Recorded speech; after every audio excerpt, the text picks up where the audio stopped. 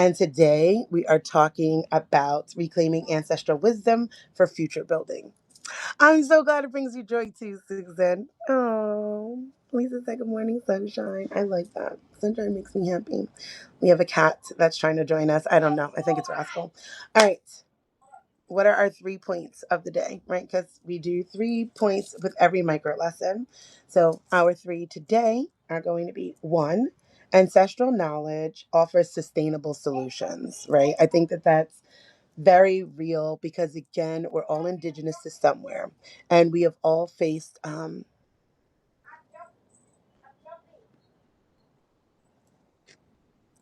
yeah, yeah.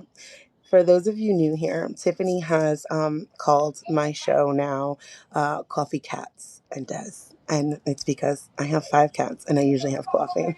Good morning, Dawn. Okay, so now that we all know that I am officially the cat lady, um, we were talking about ancestral knowledge and talking about how bringing in those things are important because we're all indigenous to somewhere, right? And we have all suffered oppression at some point in time. All of us have been victimized by Christianization. This is a thousands of years old situation that we're in, right? And we're kind of just like recycling through it. There goes Shady Baby. Good morning, sunshine. Tiffany says all my favorite things. I mean, hardcore same, right? So when you can tap into that intergenerational knowledge, when you can tap into that ancestral wisdom, you're still here, right? You still exist. Even if you are in a white body, this is why I asked the question, who were you before you were white, right?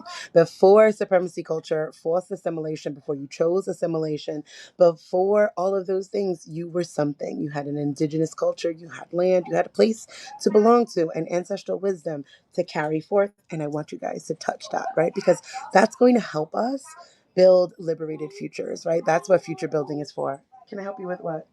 No, because I don't need that right now. You want to make a video? Okay. Can we do this maybe after I'm done? But here you go. That should be good enough for you. You're welcome, sweetie.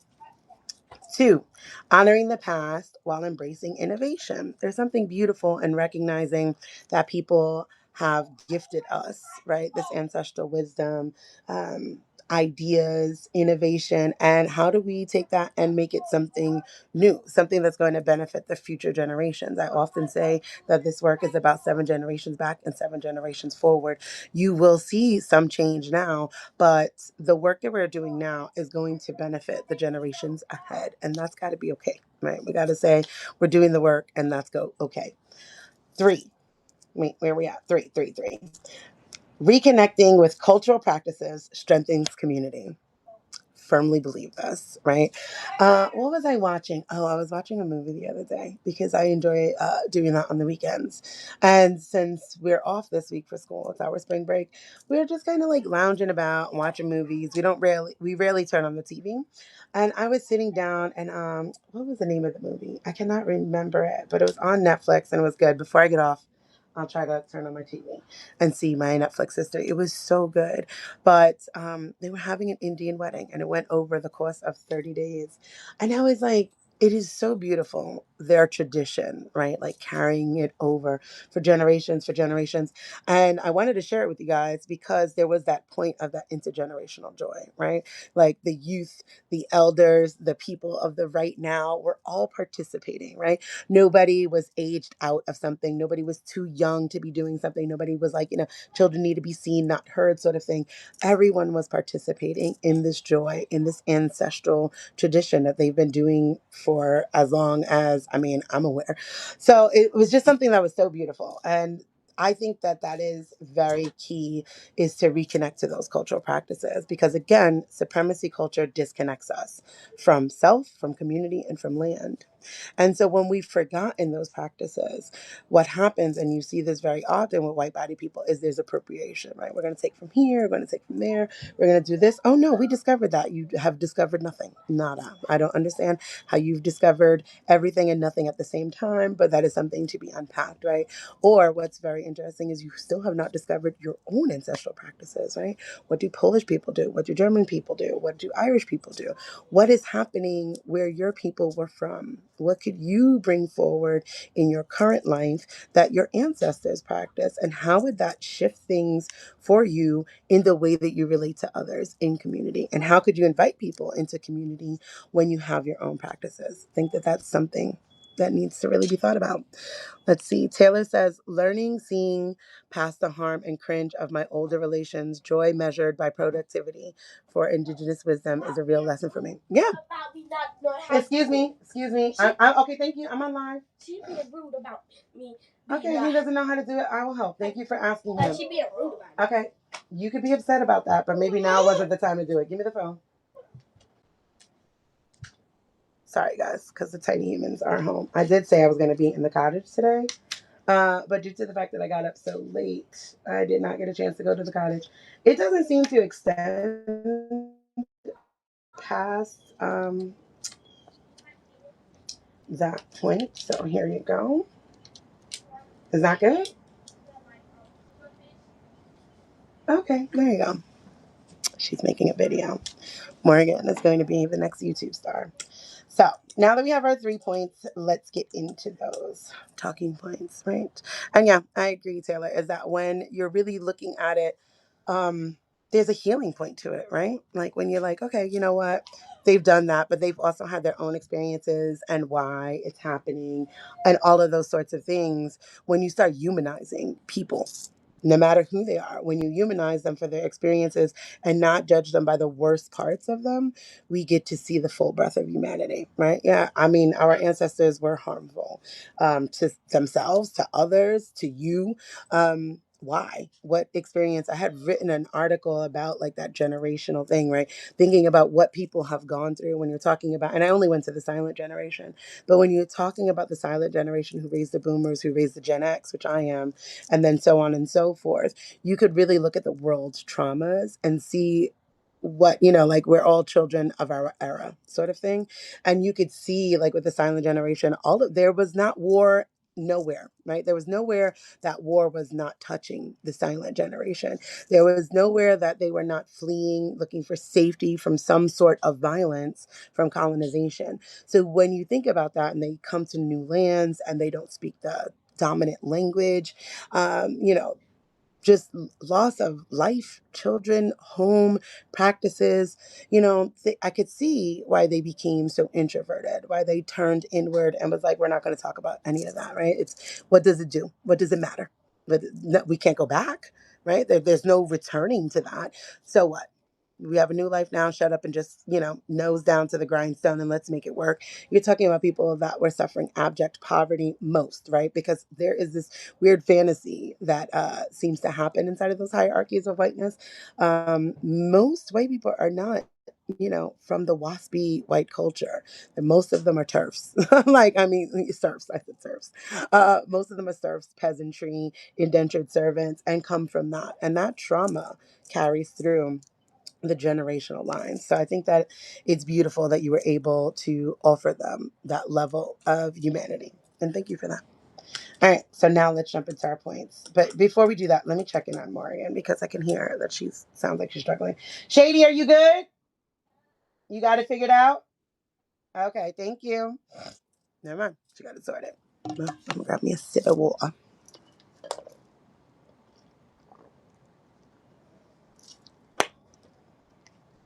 All right, so number one, ancestral knowledge offers sustainable solutions. Ancestral wisdom rooted in long-standing practices of sustainability, care, and justice can guide the development of new systems. As an example, indigenous land stewardship practices offer valuable insights into ecological sustainability.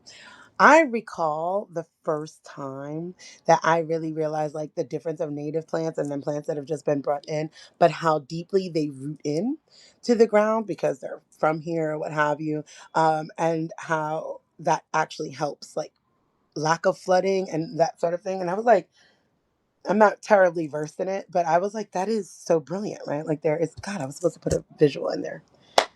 Let me remind myself. Alexa, set reminder to put two visuals in article from yesterday and article from today at 10 a.m. Damn, I should have said 11. I'll remind you at 10 a.m.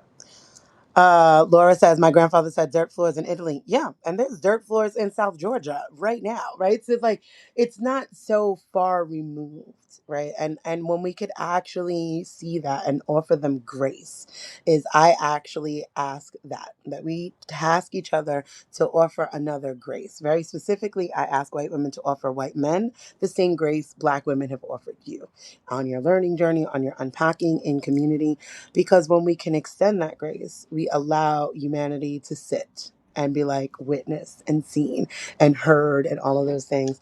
And people tend to become vulnerable then, right? When we spoke maybe about a month ago now about creating safe spaces, brave spaces, you need vulnerability for that, right? But I'm not going to sit here and share with you and you're ripping me apart, telling me how much of an awful human being I am. Like I know I'm awful, right? Would you like to hear what made me awful? I know I've made some poor choices. Or that defensiveness comes in and they can't even turn around and say that, right? Those pillars will work through, right? Like, no, the way I did it was the right way. No, paternalism kicks in, right? Well, what men say or what have you, all of those things kick in because they haven't been given the space to be safe and brave, to be vulnerable with you. So, as a reflection, I ask, what ancestral knowledge can you draw from to inform your vision of the future? Like, what does that look like? Maybe your ancestral knowledge on gardening. Tiffany yesterday shared that she's a gardener, right? Do you have any ancestral practices in that? On home building, what does that look like? I went viral once on Lives of TikTok. I was so pissed off because we were talking about, myself and Isabella were talking about more environmental racism, right? Like, why is there so much air conditioning in America? And I'm like, well, that's because they stripped the ancestral knowledge of the indigenous here, right? Like by murdering and being damn near genocidal, you took away that knowledge. So now we're stuck with houses that don't naturally cool, where if we would have kept that knowledge, they would, right? Those sorts of things. Two, honoring the past while embracing innovation. Reclaiming ancestral wisdom doesn't mean rejecting modern advancements. It means integrating the past with innovative solutions. As an example, community gardens that incorporate traditional agricultural practices while using modern technology foster sustainable growth.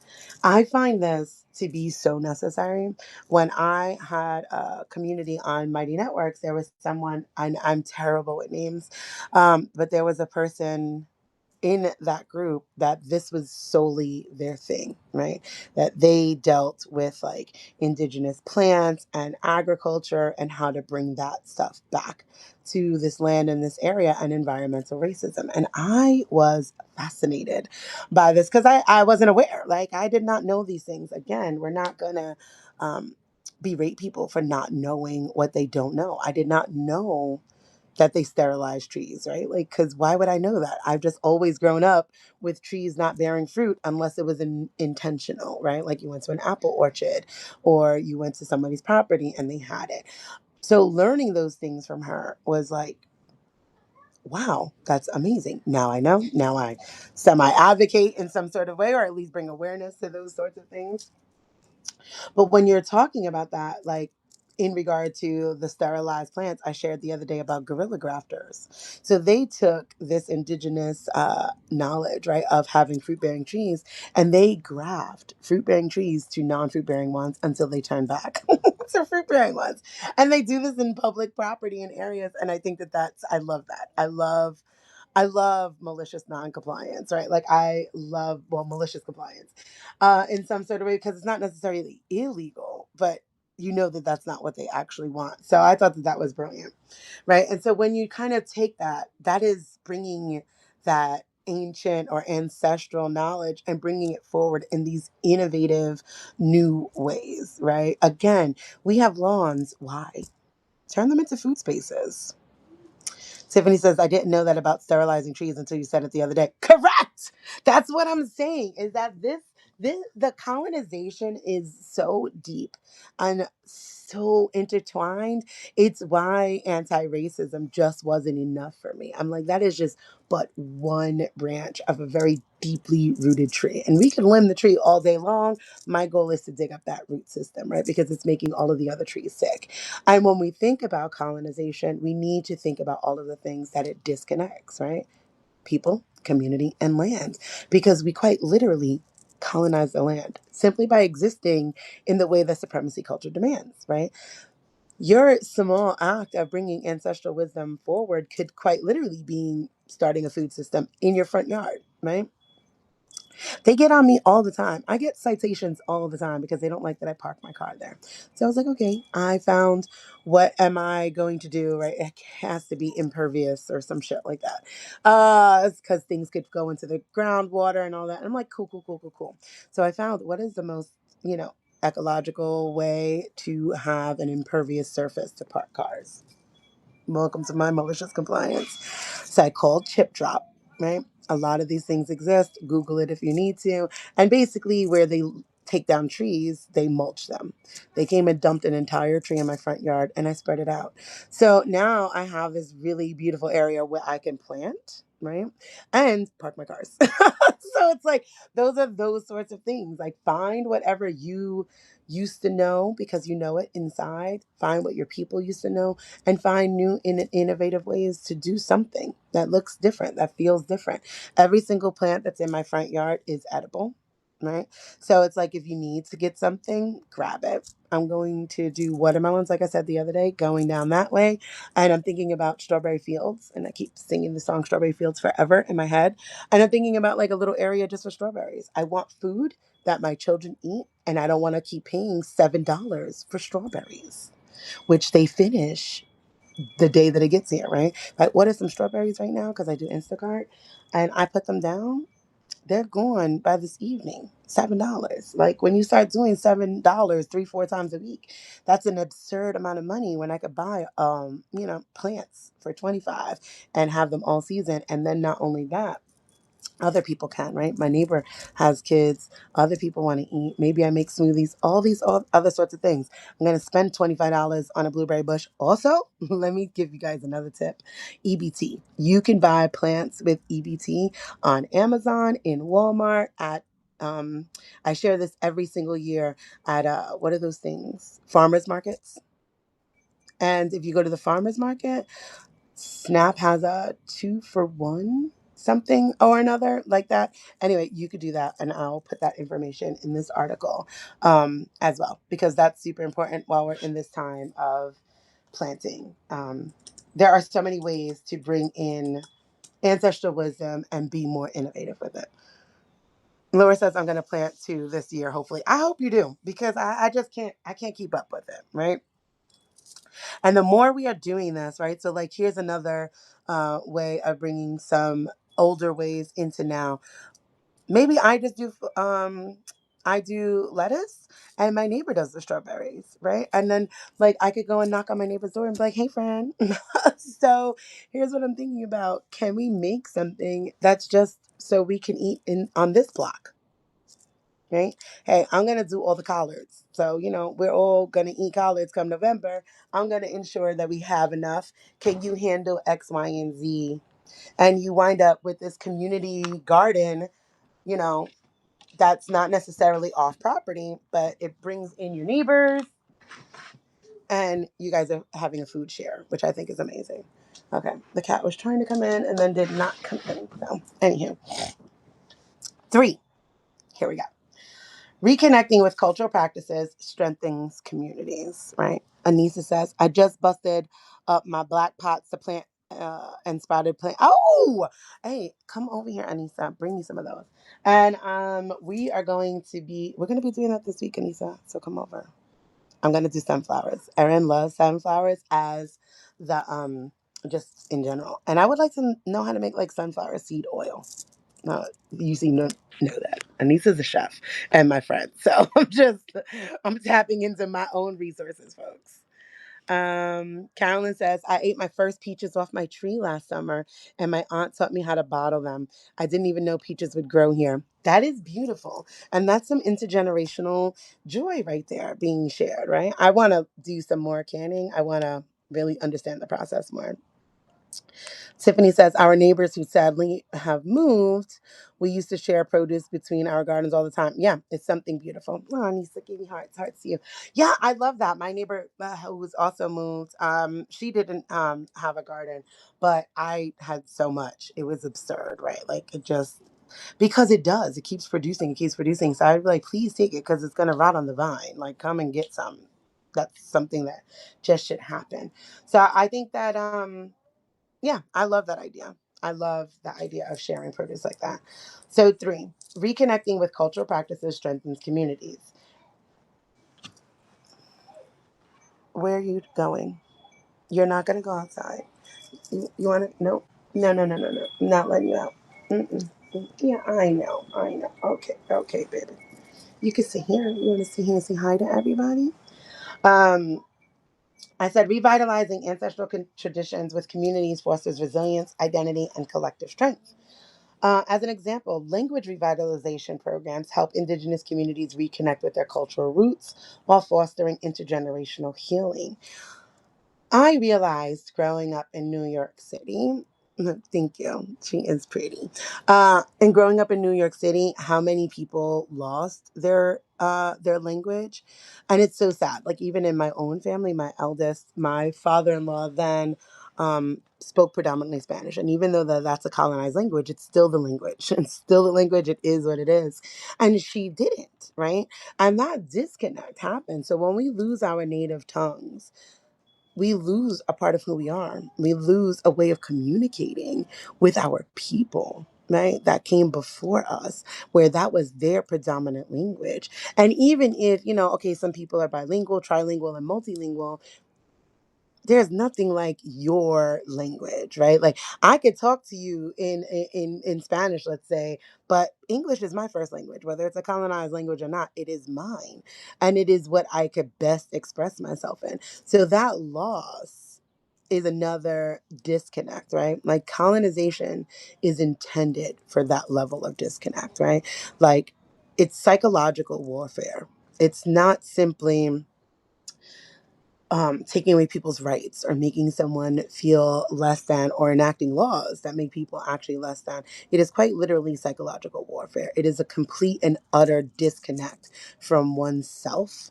Hello, Earth Sanctuary, from oneself, from one's community, from one's land, in all of the ways that you could possibly do that. It is insidious and violent. Any way that you could think, it is touched. So, in that sort of way, right, you could bring back that language, right? You could bring back that language as a practice. You could bring back, as we keep talking about gardening, because I'm just so excited about gardening. So it's just like it's my hyper focus right now. So I keep coming back to that, right? You could find things like what's going to bring you joy. What food I want you to. We're bringing in more. Like ancestral foods into our diet. I'm so fucking sick and tired of hearing like, oh, you need a Mediterranean diet. And I'm like, I'm not fucking Mediterranean. Like, why do you think that would work for my body? Right? Like, we need to be thinking about that. So if you are going on your gardening thing, again, my hyper focus, I want to plant more root vegetables. I'm Irish, right? And also, I don't plan on being skinny. My people survived a forced famine. Do you know how happy my ancestors are that I am fat? Girl, what? Every time I eat, they are clapping because some of them did not make it. Stop playing with me, okay? Alexa, stop. Remind me again at 11:30 a.m. So, like, you got to think about those sorts of things. How could you bring that into your own practices? What does that look like? And when you're being intentional in that sort of way, you start questioning more. What did they eat? What was life like in that time? What were they going through, right? Sitting down and this connection between you, your food, the land becomes this full circle, right? Now you've planted this food and you're going to ingest this food, et cetera, et cetera. So all of those things happen. Hold on, I'm trying to answer some comments. Our sanctuary agrees with me aesthetically. Grow the earth body. What brings you joy? Ancestral foods are absolutely a solution. Correct.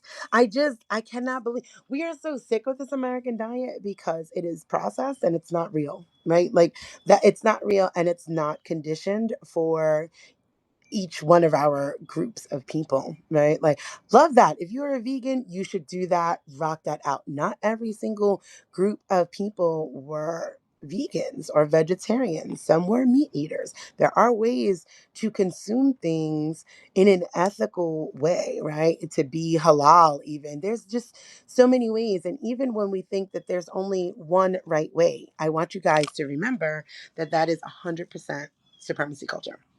That is another one of those pillars of supremacy. So there's not one way to do something, and your way is not the only way. Taylor says making haggis was a one time for me. Yeah, I'm good on haggis. I'm good, Taylor. I respect it though. I love that you tried. But I'm not gonna knock anything because I will eat some chitlins.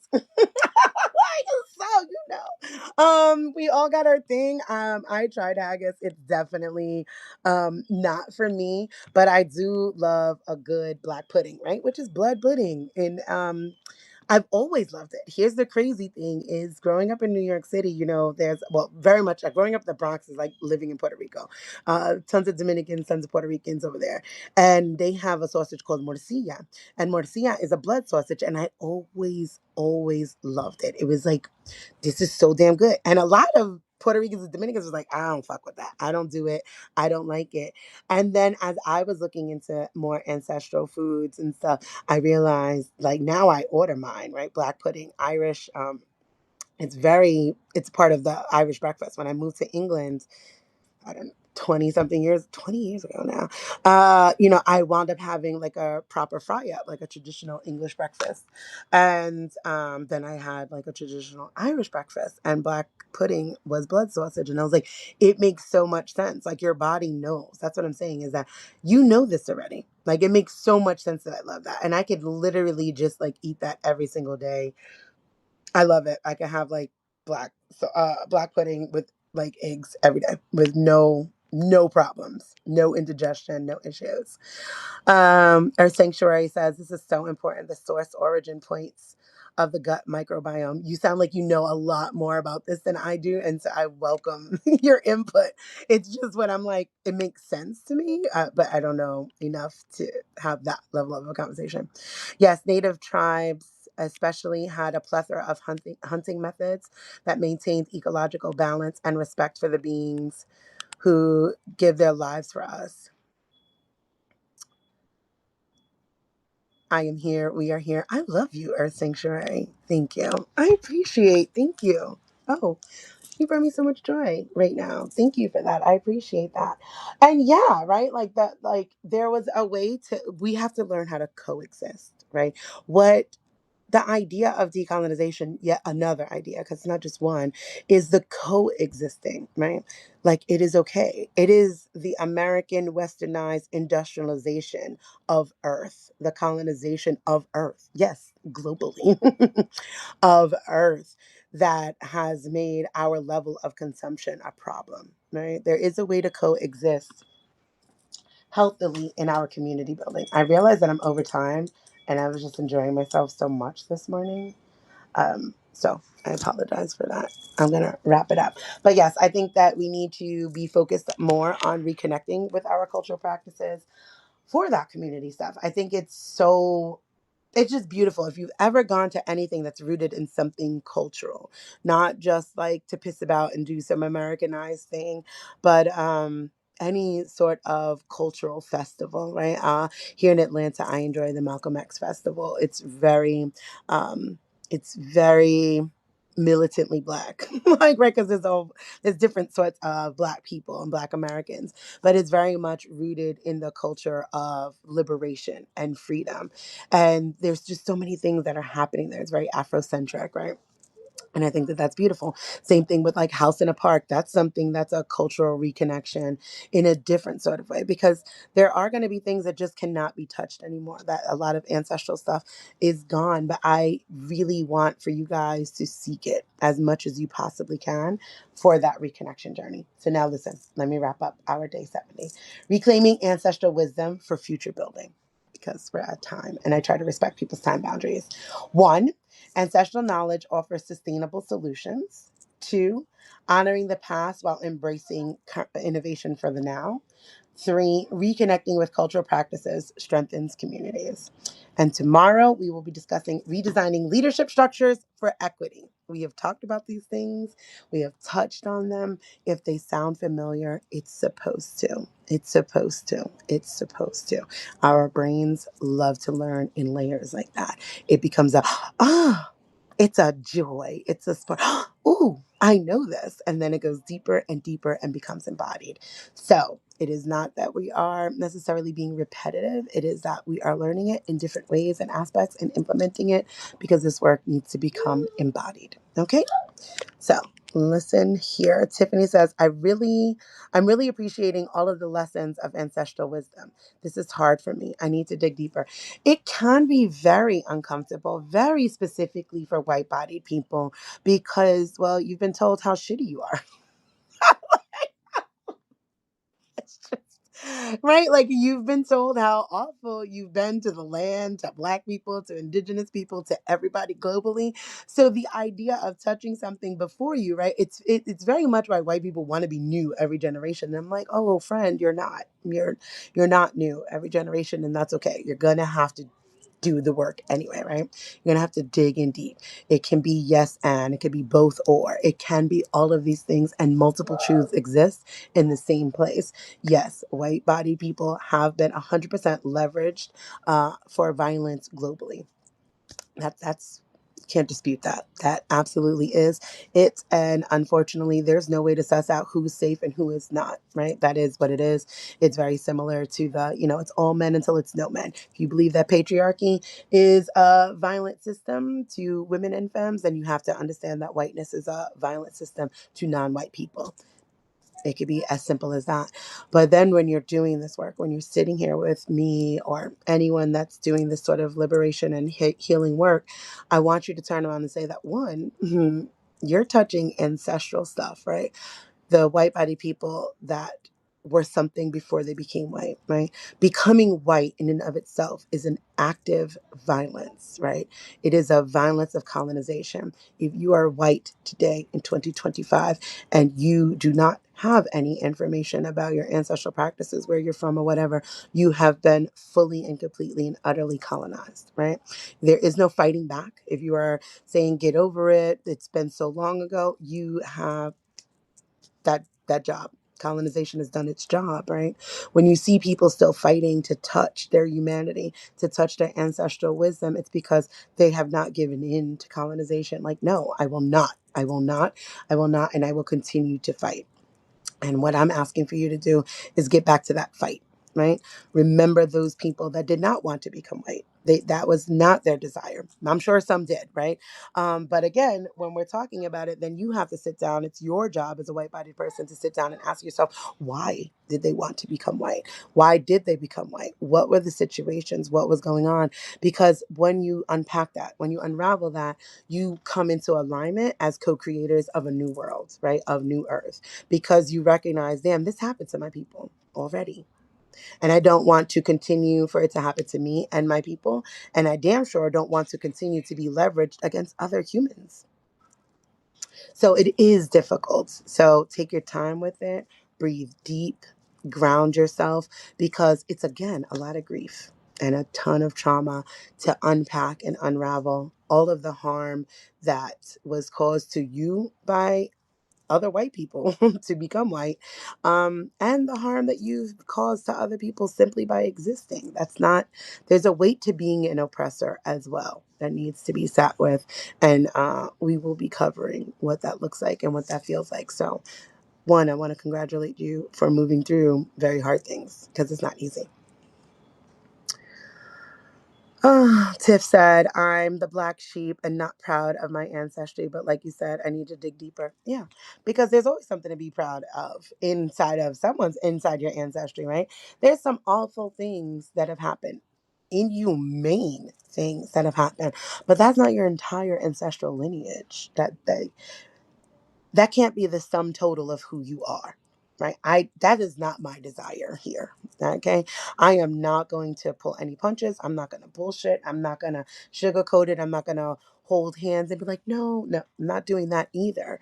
But I do not want the worst of what has happened in the world to be the sum total of who you are.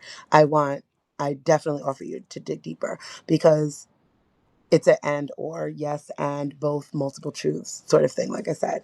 um and we could hold that. We can hold the truth of the violence that whiteness brings to all people, very specifically those who are not white bodied or coded as white, and still hold space for the violence that it brought to white bodies in order to become violent, in order to enact that violence on other people, right? We can't stop in one space.